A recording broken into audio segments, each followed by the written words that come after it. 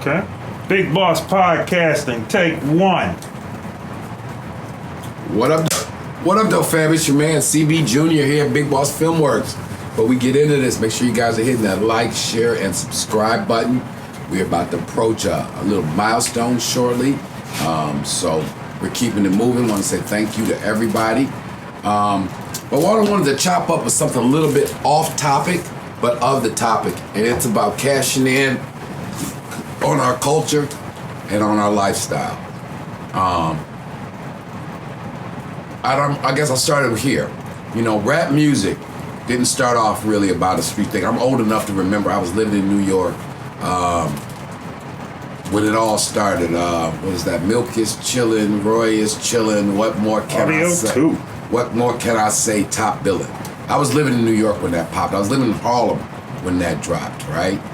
I saw the transformation when the street life thing became what it was about. And that's all cool and that's all good. So a couple things I want to say on that, though, because it ties into what we're doing here at Big Boss and what's going on in the greater media. We who do this kind of content, like my brother's channels, True Street Crimes, those of us who are doing this, and that's a shout out to my man Eddie Jackson Jr. Make sure you guys look up his channel, True Street Crimes, Eddie Jackson Jr. Check him out at, he's at I Am Eddie Baby at Instagram. Check out our other young homie, Jelani's Tasting Table. Shout out to him and what he's doing. You know, the next generation of this legacy that all began when the Fat Man put his thing down. But that ain't what we're here to talk about. We who do this kind of content, we have to learn from the hip hop community what they did right and what they've done wrong. So before we got back on camera and me and Lou was sitting here just chopping it up, I was saying how proud I am because I follow like Joe Budden's podcast. I follow what Noriega is doing over at Drink Champs, and a few other of the podcasts. What's my man at $1 Million Worth of Game? Is it Gilly the Kid? Oh, Gilly the Kid. That's Gilly right. the Kid. Yeah. $1 Million Worth of Game. And we don't salute or celebrate, and the media won't say it, you know. And we get so caught up on who's sleeping with who and all of this, you know, in the hip-hop community, there's a lot of senseless violence and young black men who are making millions get caught up in all this hype and they killing each other, and that's a tragedy. But what we shouldn't let that overshadow is that in our community, a group of street guys have shown themselves to be entrepreneurial geniuses. And we don't like to use that word. You know, in other communities and other cultures, they're quick, you know, to say, here, I'll clip it on. Oh. You know, we live, they understand, sure. We just what I'm saying, this is authentic, you know. I forgot to mic up before we got started. But these guys are geniuses, man. You know, Sean Carter, Jay-Z, he is a genius. Sean Puffy Combs, genius. You know, these guys have built not only record, Dame Dash, genius. You know, what Dame has been saying about black entrepreneurship and black ownership, all of this stuff that's now cool and hip to talk about, being a boss. You know, Dame been saying that for 30 years. But I look at like Revolt TV, or I look at Joe Budden's podcast, right? Partnerships with Revolt, that's Puff, and with Tidal, that's Jay. Drink Champs, same thing. When you look at Drink Champs and you're looking at Brother Nori, they got some Ace of Spades there, Hova's line. They got some Ciroc there, Puff's line. You look at what Fat Joe is doing. And these guys have been able to go, most of them, from the streets through the record industry, and now have built liquor brands, podcast, media companies. And they are doing what, to be honest, a lot of our fancy black politicians and quote unquote corporate business leaders can't do, which is circulate that money and us cash in off of our culture. I've been rocking Jeezy's new thing is Recession 2, I believe, or the Recession. No, it's part two. Recession 2. You know, there's a track in there he's got where Rick Ross does a feature, and he's like, this Fendi, this Gucci is goofy. LV counsel, you tell them to sue me. Rolex, Bentley, ain't shit, almighty black dollar. So that shows me this guy, Jeezy, you know, he is evolved. He understands that our culture is made, LVM, Louis Vuitton, Moet, Hennessy, LVMH. It's like the second, third biggest company in the world. It's people who look like us who have made Louis Vuitton, Hennessy, Moet the multi-billion-dollar company that it is.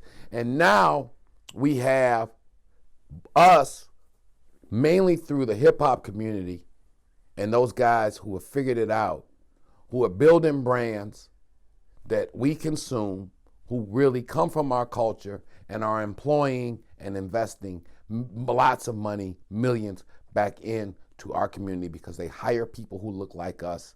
They start brands who actually it's at Black America actually benefiting instead of the whole rest of the world from our culture, our struggles, our suffering. And we who do this crime content kind of thing, because it's become so mainstream, that we need to remember that and not make the mistakes, because how many rappers gave out all of their talent, all of their stories that they had got from the streets, and now ain't got a penny to show for it because they didn't know how it worked. It was early. The entrepreneurship out of that community wasn't there. You know, Puff and them was young and didn't know their way around the streets or around the way to make deals, how to make corporate deals. You know, back then Pharrell and them people and Kanye weren't doing deals with Adidas. You know, when you look at what Yeezy is doing with his shoe, the Yeezy, and you look at this guy, you know, what's Kanye, they say his net worth now is $5 billion or something. How do we not call this man a genius? And why are we so worried about who he's sleeping with? Did we lose sight of giving this brother out of Chicago all the credit and praise that's due to him? But we spend more time talking about, you know, who he decided to marry and who he's sleeping with, as opposed to the example that he sets as a black businessman to cut his own deal with Adidas, to get his own distribution, you know, to take what he saw Michael Jordan and do at Nike, but then do a better deal with Adidas than Jordan was ever able to do with Nike, which is why he's worth more money than Jordan now. Okay? And then to give some credit to a guy like Dame Dash, who you look at his student notebook. Cameron come from underneath his family. Another brother who's excellent at monetizing this thing. Hova, obviously, messing with Dame, seeing how Dame thought about business, billionaire. Kanye, come from under Dame Clough. I know they might all have their little internal issues, but I'm saying all of them need to be saluted, right? And we who do this new kind of content, which is just the real stories behind rap music, because all the rappers did was take what guys like my father and Eddie Jackson and Kevin Childs and Meech and Felix out in Cali, and you name the whole crew, all rap is the telling of those stories and struggles. So now that this thing that we're doing, there's a market for it, and this whole podcast business and this YouTube thing, and our ability to tell our own stories. And that's why we're gonna, you know, Big Boss is going deep into the podcast thing in 2021. And really, you know, and do some stuff at Patreon and really, again, give our community the content and entertainment that they want. We hire people who look like us, you know, and so I wanted to kind of to get that off my chest. I'm glad, you know, I don't know the details. I think 50 they finally trying to do something with the Meech story and all of that. I support that and I salute that, you know, because that's a story that needs to be told. Our story needs to be told, and we're going to keep telling it. We're working on some things. It's a long journey, but yeah, shout out to the hip hop community again. The example that they have set on some real businessman tip, and we need to spend, I think, in our opinion, a little less time who some of these guys and our women, you know, I ain't knocking, you know, what I think about the particular lyrics of a particular Cardi B or Megan or Nicki lyric. That's one thing, but check this out. These are sisters that come out the mud, then they navigated their way to the upper echelons of the bag. And as they grow older and mature and have kids, a lot of the stuff that we bitching about now, they'll grow into that. You know what I mean? So I just, you know, with all of us and all of the other YouTubers out there and the podcast doing this street thing, you know, we need to really look at the model of what happened with hip hop, because the same thing is coming our way. We live in a whole new world where now guys like me or whomever can get there, so we can talk and tell our stories without a filter. You know, we had some opportunities along this thing at Big Boss to maybe sell out quick or take $2 and let somebody else run with it, but we didn't take that approach. We was like, we ain't starving now, and we was straight before this thing, and we'll be straight after this thing. So why don't we do it so that if, you know, my stance was already, I lived the story. I grew up next to Eddie Jackson. I've been Courtney Brown's son all my life. I already know the story, and I would be damned if we sold the story or gave up the rights to it for a couple pieces of chicken just so we could somebody be quote unquote famous. No. So you know, again, to all the brothers and sisters out there doing their thing with this content creation, be aware we are on the cutting edge. Look at the success that the brothers and sisters in hip hop, those are all, you know, put the blinders out. I was listening to Pharrell Williams on Nori's Drink Champ things, and he was using the term, sometimes you got to zoom in when you get real narrow focus, but sometimes you got to zoom out and let's look at the big picture. And I think a lot of us content creators, especially if you're into this crime space, we need to zoom out, look at the big picture, understand that this street culture thing that we've lived, this is where the inspiration for music is coming from. This is where the inspiration for fashion is coming from. And now it's spilling over into automobiles and everything else, liquor, lifestyle brands, publications. All of this is the streets are the gatekeepers to what's cool. And if the streets are the gatekeepers to what's cool, we actually the people with the keys. And we need to embrace that. So that's what we're about here at Big Boss, you know. It's just like the streets, man. The bag is big enough for us all to eat real well. We gotta, you know, and if we see another brother winning or sister winning, they might be winning a little more than me or win a little less than me. That ain't what it's about. I need to salute and say, keep winning, because that don't stop me from winning. You know, you winning don't mean that I lose.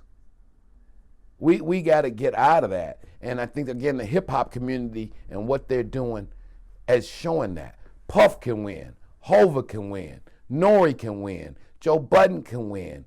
Dilly can win. Fat Joe can win. The pie is big. There ain't none of them got to lose. Each of them can keep getting more money, and they ain't taking no money away from the other one. So, you know, that's I wanted to just get that off my mind. Again, so we're going to start doing some things for those people out there who've been supporting us and who really want us to continue to be able to bring some unique quality content. We got a plan for that. I say the podcast is coming, redoing the website. Got a whole nother thing again going with the Diaspora Plug TV and some stuff we doing over in Africa. If you into that, that's cool. If you're into that kind of thing, please check out the Diaspora Plug. If not, here at Big Boss Filmworks, we're gonna keep putting it down, being as authentic about this street thing, what we've learned from it, how it spilled over into the quote unquote legitimate world and other businesses, because God has been so good to me.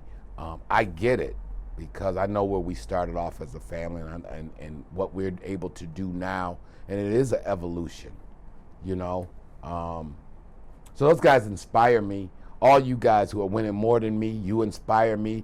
All those who are winning a little less than me, don't worry about it. You can catch me and go ahead of me. You know, it's plenty enough for us to get out here. So salute to the whole family out there doing their thing on this content creation. So it's your man again. Hit that like, share, and subscribe button so we can keep this thing going. Peace and love. It's your man. Holla. Peace. What's happening, family? It's your man, Courtney Robert Brown Jr., still live, West Africa, Dakar, Senegal. We're here to talk about a little bit today, which was our follow-up project after we had came out with the award-winning book, Motown Mafia, Memoirs of a Kingpin's Kid. I don't know if everyone knows, we actually did another book that wasn't related to the story of my father and Eddie, and that was Mind Right, Money Right. It was kind of our way of giving back.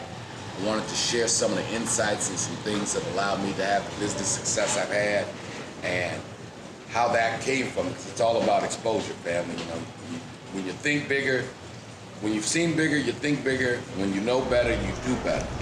So as I'm sitting here in West Africa, chapter 1 in this book is called When We Were Kings. And I don't know, for you, a lot of people out there, family, may not know that by academia, by schooling, I am a historian. So I've always had a great interest in where I am, where I come from, and what I'm about. You know, in fact, just recently, I took that Ancestry.com test. They send you a little kit, and you send them a little saliva sample, and they can actually tell you, family, where you come from here. So, like, I'm 60% Nigerian, a little bit from Ghana, a little bit from what is now Angola. So, because I think, you know, we talk about in this chapter, When We Were Kings, if we understood that every African American has a cousin and family member here on the continent of Africa, likely in South America, if the brothers and sisters here in Africa understood that they got cousins, we'd put this thing together and we'd be getting money together. And once we figure out that whether you're in South Carolina or Senegal, where I'm at, we're all in the same boat together. So, you know, I was reviewing the book, When We Were Kings. You know, we talk about the black man, Mansa Musa, who was the richest man that the world has ever known. And that's according to Forbes magazine, right? So if you're not hip on Mansa Musa, Google up that name. His empire was right here where I'm sitting now. And just to kind of inspire you, because it wasn't that long ago that a black man was king of this land and controlled the world's oil, or not oil, I'm sorry, controlled the world's gold, silver, salt, and was regarded as, he was the richest man of his time and the richest man the world has ever known. And if we understood that we come from kings, that's not just something that the Hotep brothers and sisters be saying, but it's the truth. So we can all do a little bit better.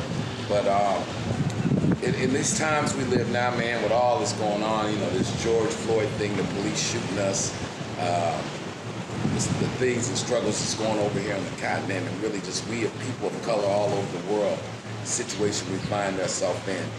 You know, give this book a read, man. I'm not just saying as a plug. In fact, I think I'm going to do a little promotion when I get back, really make it accessible. It'll give you some real insights to really be able to connect the dots. So that's Gittin Off Zero, named after Brother Ray Tatum's company down in Atlanta. You know, we hooked up about, that was in 07, and Big Boss Filmworks and Gittin Off Zero have been doing business together ever since. And our theory is simply this, brothers and sisters. If you get your mind right, you'll get your money right. And once you get your money right, you can come enjoy some of this beautiful thing that we call planet Earth. So holla at your man. Again, 10-year anniversary of Big Boss Filmworks. We are really, really happy and proud. We thank you guys so much. Check out our catalog. Gittin Off Zero, Mind Right, Money Right. You want more of the real intel, detailed stories on how Pops and Eddie Jackson, the Fat Man, put it down in the 70s. Pick up the book, Motown Mafia, Memoirs of a Kingpin's Kid. Get Amazon. Check out the doc, Motown Mafia, the story of Eddie Jackson and Courtney Brown. And also, our newest works, Motown Mafia, Big Man on Campus. Give us a shout. 10-year anniversary. Big Boss Filmworks, BigBossFilmworks.com. Salute, peace, and thank you all. I'm out.